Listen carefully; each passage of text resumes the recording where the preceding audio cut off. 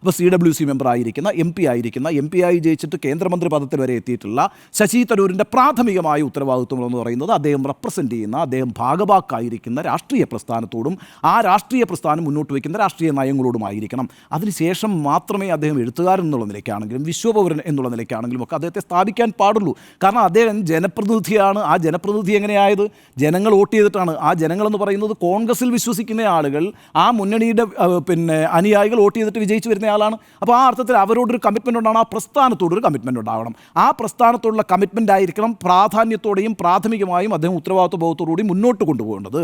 അല്ലാത്ത പക്ഷം ഇത്തരത്തിലുള്ള സ്വതന്ത്രമായ അഭിപ്രായങ്ങൾ പറയുമ്പോൾ പോലും, ചിലപ്പോൾ ചില ഘട്ടങ്ങളിൽ വളരെ കോണ്ടെക്സ്റ്റുവലായിട്ട് ശരിയായ അഭിപ്രായങ്ങൾ പറയുമ്പോൾ പോലും വിവാദങ്ങളിലേക്ക് തെന്നി വീണു പോകാം. ആ അർത്ഥത്തിലൊരു വിവാദമായിട്ട് മാത്രമേ ഞാൻ ഇതിനെ കാണുന്നുള്ളൂ. അതുകൊണ്ടാണ് ഈ തലവേദന തുടരുന്നു എന്നൊരു അഭിപ്രായം ഞാൻ പറയുന്നത്. പക്ഷേ ഇന്നത്തെ ശശി തരൂരിൻ്റെ അഭിപ്രായത്തോട് എനിക്ക് വിയോജിപ്പില്ല.